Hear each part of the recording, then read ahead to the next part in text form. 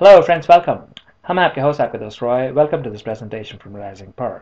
दोस्तों, आज हम बात कर रहे हैं हमारी सीरीज नंबर 4, जहां आपको मालूम है we discussing linear equations in two variables. And यह है हमारी फर्स्ट सवाल जवाब प्रेजेंटेशन ऑन सीरीज 4। आज की टॉपिक है दोस्तों, how to write an equation in two variables. How to write an equation in two variables. So इसका मतलब यह है दोस्तों, हम देखेंगे आज इस पर्टिकुलर टॉपिक के ऊपर किस टाइप के क्वेश्चंस आपके एग्जाम में टेस्ट में आ सकती हैं and how do we actually answer them. चलिए, let us get started. Now, the first type of question simply दोस्तों that you will see will be something like this. आपको दी जाएगी, write the equation in the form ax plus by plus c equals 0 and find abc. So straight forward है दोस्तों। like चलिए एक काम करते हैं, let us take an example 1. मान लीजिए आपको दी गई है 2x plus 3y plus 5 equals 0. अगर ये आपकी इक्वेशन है, so आप देखोगे दोस्तों, so this equation is already written in the form of ax plus by plus c equals 0, क्योंकि यहाँ पे you have your ax, you have by, you have c equals 0. so इसका मतलब है दोस्तों, if you compare, so ये आपकी है a, ये आपकी है b and ये है आपकी c. so from here we see that a is equals to b is equals 3 and c equals 5. so ये हो गई दोस्तों हमारी very straightforward example of an equation in standard form. एक काम करते हो, let's take one more example and this time हम लोग क्या करेंगे, let us write an equation. अगर मान लीजिए हमें एक इक्वेशन दी गई है something like, let's see 3x plus Y equals minus square root 5। So हमें एक इक्वेशन इस फॉर्म में दी गई है। सो हम क्या करते हैं दोस्तों, लाइक वी आर सीइंग, हमको बेसिकली हमारी गोल है to write the equation in this format, right, ax plus b y plus c equal 0। इसका मतलब है दोस्तों, basically we have to get all the terms on our left hand side, right, ये है हमारी left hand side. So हम हमारे all the terms को we want to get left hand on the left hand side and then we से equals, then we से 0। सो हम क्या करते हैं दोस्तों, यहाँ पे ये जो माइनस स्क्वायर रूट 5 है, we want to move it to this side. So अभी इसे चलिए लिख लेते हैं। we will say this implies that 3x plus, अभी दोस्तों ये जो y है उसे हम लिखते हैं y का मतलब है 1y here, राइट, क्योंकि अगर ये 2y 3y या 5y होती कोई other value, we would have written the value. जब 1 होती है we don't write it. So y का एक्चुअली मतलब है 1y which is 1 times y। अभी दोस्तों ये जो माइनस स्क्वायर रूट 5 है, जब आप इसे राइट हैंड साइड से लेफ्ट हैंड साइड में लेके आओगे तो साइड विल चेंज। ये जो माइनस थी, ये this will become plus square root 5 equal 0। ना दोस्तों इसे अगर आप कंपेयर करते हो with ax plus by plus c equal 0, if you compare it now, so आप देखोगे यहाँ से we see that a is actually equal to 3, right. जो b है आपकी वो है 1 एंड जो c है आपकी that is square root 5, correct. So दोस्तों, now let us take probably one more example. यहाँ पे let us take a third example. In this case, मान लीजिए you have been given something like, चलिए let us say 2y minus 3x equals let us say 6. अगर ऐसे करके आपको equation दी गई है, आप नोटिस कीजिएगा दोस्तों, what we do actually typically is, हम पहले लिखते हैं x की term, then we write y की term and then we write the constant term. So हम इसे इस फॉर्म में लिख सकते हैं। We can say this implies that पहले जो minus 3x, let us write this first, so minus 3x and दोस्तों ये जो 2y है, आपको मालूम है अगर हमें साइन नहीं दी गई है इसका मतलब it is a positive sign, right. So we write plus 2y। अभी दोस्तों अगेन यहाँ पे जो 6 है इसे हमें इस साइड में लेके आनी है। सो यहाँ पे इट इज अ प्लस 6, तो अगर आप ये प्लस 6 है, इसे जब आप मूव करते हो लेफ्ट हैंड साइड में, this will become minus 6 equal to 0। Now दोस्तों अभी हम क्या करते हैं, now we can write this as minus 3x plus 2y plus minus 6 equals 0। और हमने दोस्तों ये माइनस 6 जो नेगेटिव 6 है, why did we write plus minus 6? क्योंकि दोस्तों आप जब देखोगे जो स्टैंडर्ड फॉर्म है हमारी, ये जो हमारी 3 टर्म्स है, the first term, the second term and third term, basically we say first term plus second term plus third term. So normally we want to do it the same way. We want to put it in a way that ये है हमारी first term, ये है हमारी second term and ये है हमारी third term. So plus first term plus second term plus third term. अगर आप ऐसे करके लिखते हो then it becomes easier to map these numbers, right. So अभी हम क्या करते हैं दोस्तों, यहां से we can say that a is -3. Clearly x की कोएफिशिएंट है -3. b है y की coefficient, we can say it is 2. And जो c है दोस्तों, now this is actually -6. So those these were some examples, 3 examples precisely of the questions in the form ax plus by plus c and find abc. Now दोस्तों अभी हम क्या करेंगे, we are going to take some more examples. Now this time मान लीजिए let us call it example number 4. अभी हम क्या करेंगे दोस्तों, let us take an example like मान लीजिए you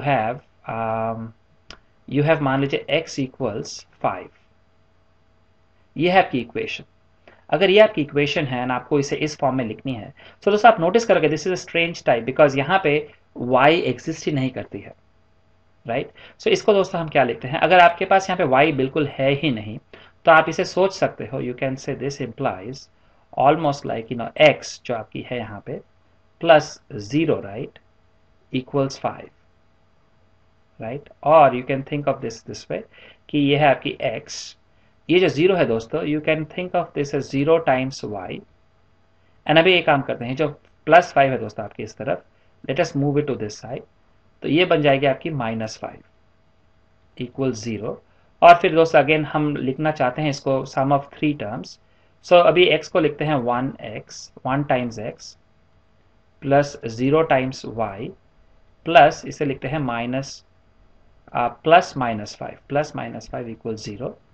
अगर आप इसे एक बार इस फॉर्म में लिखते हो दोस्तों, so you will see that a जो है आपकी x की कोएफिशिएंट वो है 1, जो b है आपकी दोस्तों दैट इज 0, एंड जो आपकी c है दैट इज इक्वल्स -5. सो ये इंपॉर्टेंट चीज है दोस्तों, क्योंकि कभी कभी आपको जब इक्वेशन दी जाएगी, आपको you may have that equation in one variable and still आपसे कहा जा सकता है कि right it in ax by c format and find abc. सो जब कभी यहाँ पे आपके पास अगर वैल्यू नहीं है, आपके पास द एंटायर वेरिएबल ही नहीं है, बट स्टिल आपको यू कैन थिंक, क्योंकि आप किसी नंबर के साथ 0 ऐड कर सकते हैं, दैट डजंट चेंज, राइट, या फिर एक्सप्रेशन के साथ 0 ऐड करने से डजंट चेंज. सो हमने देखा कि अगर आप यहाँ पे 0 नहीं है आपके पास, so you can think there is a 0 and then you can think this is 0 times y, because 0 times anything is 0 actually, right. So similarly दोस्तों अगर हमारे पास मान लीजिए let us do an example 5, हमने यहाँ पे y की टर्म उड़ा दी थी, we have taken it out. How about if we have something like 2y plus 3 equals 0? This time दोस्तों आप देखोगे we have a y की term and a constant term. There is no x की term. So हमारी approach will be again the same दोस्तों. What we will do is हम सोच सकते हैं कि there is something 0 here and then we have 2y and then we have 3 equals 0, right? So the first term is x की term, so 0, and we can think of this as 0 times x plus ये है हमारी 2 times y plus 3 equal 0. So then basically this gives us that a जो है हमारी वो है 0, b is equals 2 ये वाली, एंड जो c है हमारी वो है 3. सो दोस्तों these are some of the examples of कैसे करके अगर आपको इक्वेशन दी जाती है and if you are asked कि आप उसे लिखिए in the form ax plus by plus c equal 0 and वहां से a, b एंड c की वैल्यू ढूंढिए, this is how you are going to solve these type of equations. ना दोस्तों एक काम करते हैं, ना let us talk about the next type of questions जो आपको दी जा सकती है. यहाँ पे दोस्तों इन दिस पर्टिकुलर टाइप आप देखोगे, आपसे कहा जाएगा राइट द फॉलोइंग, आपको you will be given a sentence और अ स्टेटमेंट और may be a couple of statements. आपसे कहा जाएगा write the following as equation in 2 variables. मतलब यहाँ पे आपको इक्वेशन बनानी है, आपको इक्वेशन दी नहीं गई है, आपको एक स्टेटमेंट, एक सिचुएशन, एक कंडीशन दी गई है एंड आपसे कहा गया है कि make it into write it into a equation. So the way दोस्तों आप you will do these questions, you solve this questions is this. So in this first example हमें कहा गया है the length of rectangle is twice the width. So हम देख रहे हैं दोस्तों यहाँ पे the length of rectangle is twice the width. हम देखना चाहते हैं दोस्तों कि what is the exact condition and what are the unknown and what is given to us. So हम देखना चाहते हैं what is the condition which is given and what are the unknowns in this, right? So हमें दी गई है the length of a rectangle is twice the width. सो ये है हमारी कंडीशन दोस्तों। लेंथ एक वेरिएबल है, विड्थ एक वेरिएबल है, रिलेशनशिप है length is twice the width. Express the statement in the form of linear equation two variables. So जब कभी आपको दोस्तों ऐसे करके क्वेश्चंस दी जाएगी तो सबसे पहले आपको अस्यूम कर लेनी है, आप इसे you will write something like let length of rectangle be x and let width of the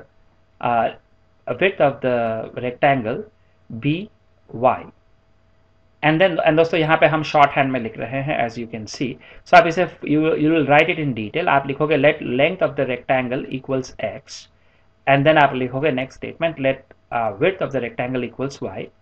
So it is given that जो आपकी लेंथ है is equals 2 times the width.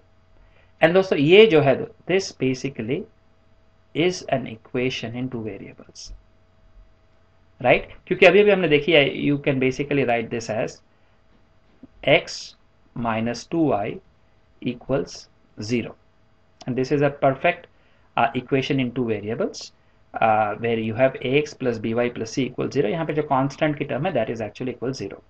ना दोस्तों क्वेश्चन ये है कि हमने यहाँ पे y है भी टेकन x एंड y। अगर क्या होता अगर हम इसे a या b लेते या फिर r और s लेते या कोई अदर वैल्यू लेते instead of x and y, and दोस्तों हम कहेंगे दो that would have been perfectly alright. ये हमारी कन्वेंशन है कि जब कभी हम अननोन होती है उसे हम x एंड y से रिप्रेजेंट करते हैं। सो बट आप from a correctness stand point आप कोई भी यहाँ पे वेरिएबल लेके एंड अगर आप आपकी इक्वेशन बनाते in those two variable it would have been perfectly fine. Now चलिए दोस्तों let us take a look at the second example. Rahul's mother is 3 times. So Rahul's mother is 3 times as old as Rahul. Write this statement in linear using linear equation in 2 variables. So यहाँ पे दोस्तों what is the condition? What is given? जो राहुल की mother है उनकी as the गई है 3 times as old as Rahul's age. So हम यहाँ पे लिखते हैं let Rahul's age is equals x years, right? And हम कहेंगे Rahul's mother's age, let Rahul's mother's age equals y years, right? So what is given from and then हम लिखते हैं it is given that Rahul की mother जो है उनकी age which is y is actually equal to 3 times Rahul की age. सो ये है दोस्तों हमारी इक्वेशन इन 2 वेरिएबल्स। सो दोस्तों आप इसे इस फॉर्म में छोड़ सकते हो या फिर if you want you can write this as 3x minus y equals 0,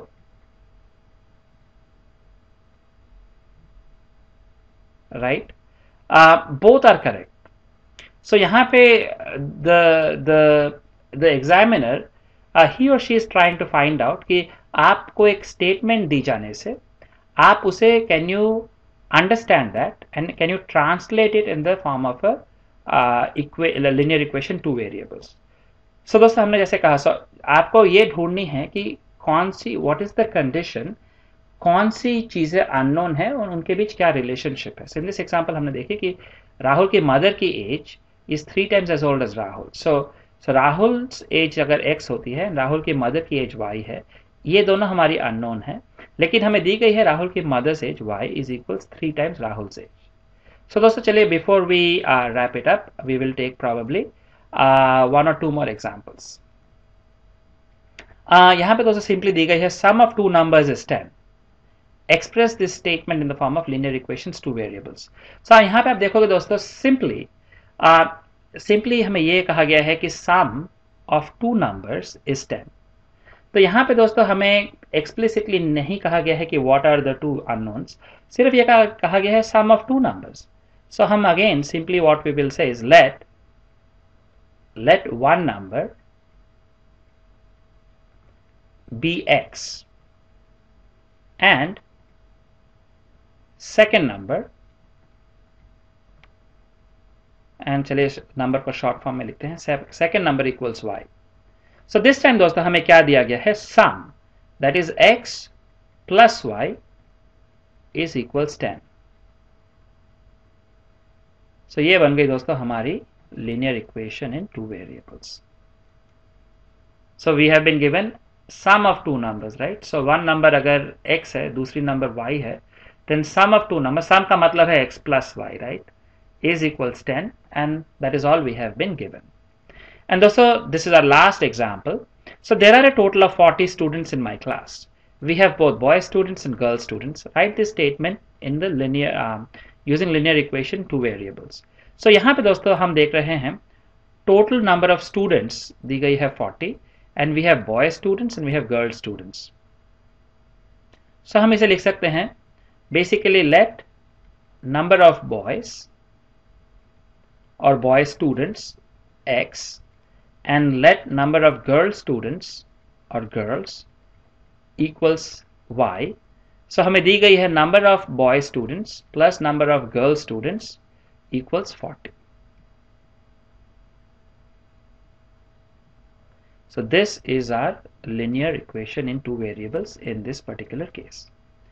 So दोस्तों हमने आज देखा कि how do we write equation in how do we write linear equation in two variables, उसकी what are the two very different types of questions that you can get and उन्हें आप कैसे करके solve करोगे.